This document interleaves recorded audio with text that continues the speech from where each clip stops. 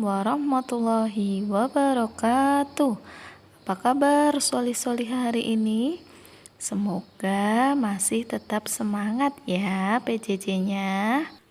Alhamdulillah pagi ini bertemu kembali dengan Ustadzah Tami setelah kita liburan selama 2 minggu ya. Nah, pada kesempatan kali ini Ustadzah akan bersamai kalian belajar tema 6, subtema 1 pada muatan pelajaran IPS dan PKN. Namun, sebelum kita memulai pelajaran pagi ini, alangkah lebih baiknya kalian melakukan pagi emasnya terlebih dahulu. Sholat duha, membaca Asmaul Husna, membaca Al-Maksurat, Murojaah, dan menghafal nama-nama surat. Pada muatan IPS hari ini kita akan belajar membahas tentang pemanfaatan sumber daya alam. Dulu kita pernah belajar di semester 1 tentang sumber daya alam. Masih ingat? Sumber daya alam adalah segala sesuatu yang berasal dari alam dan dapat dimanfaatkan oleh manusia. Allah telah memberikan nikmat sumber daya alam yang semuanya dimanfaatkan untuk kesejahteraan manusia, seperti yang terdapat dalam Quran Surat An-Nahl ayat 10, yang artinya dialah yang telah menurunkan air hujan dari langit untuk kamu, sebagiannya menjadi minuman dan sebagiannya menyuburkan tumbuhan, padanya kamu menggembalakan ternakmu. Nah, hal ini harus menjadikan kita untuk semakin bersyukur. Dengan cara apa? Dengan cara menjaga sumber daya alam. Bisa dengan cara meningkatkan ibadah kita, sholat kita.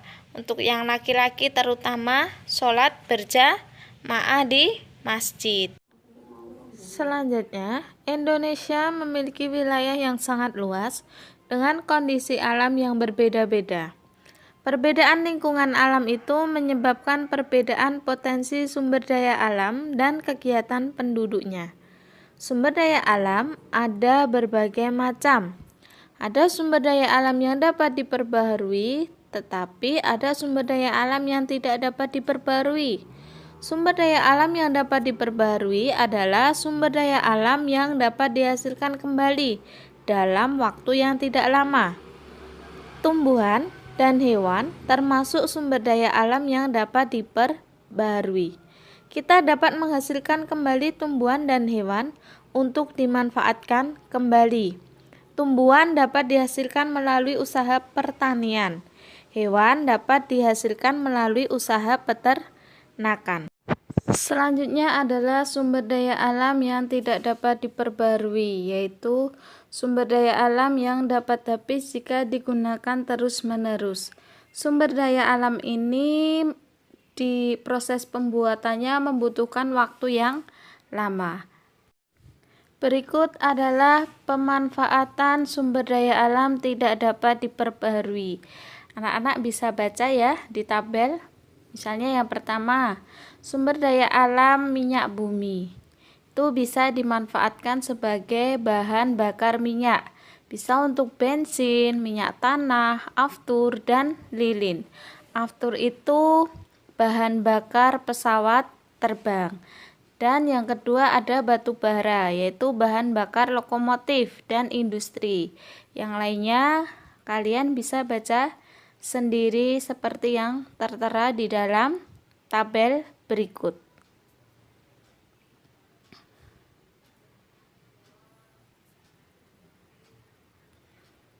Selanjutnya kita akan belajar PKN tentang manfaat keberagaman karakteristik individu dalam kehidupan sehari-hari. Setiap individu memiliki cita-cita yang berbeda. Perbedaan ini ada karena setiap individu memiliki karakteristik yang berbeda.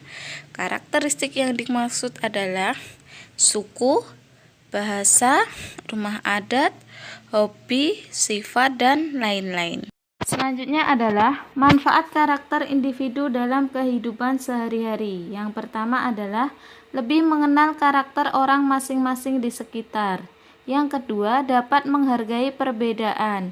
Yang ketiga, menghargai toleransi. Dan yang keempat, dapat belajar bekerja sama dan berteman tanpa membeda-bedakan.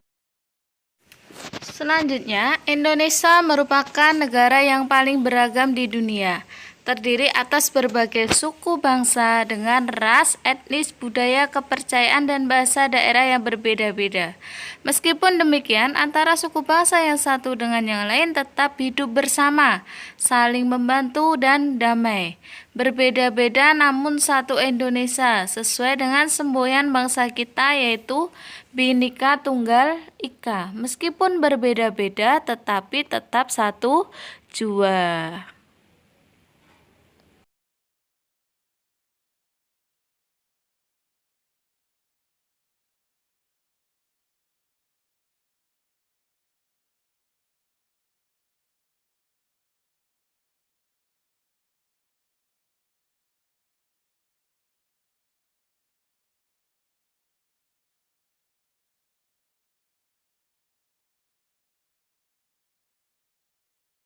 Baiklah anak-anakku yang solih-solihah, itu tadi sedikit dari Ustazah, semoga bermanfaat, mudah dipahami.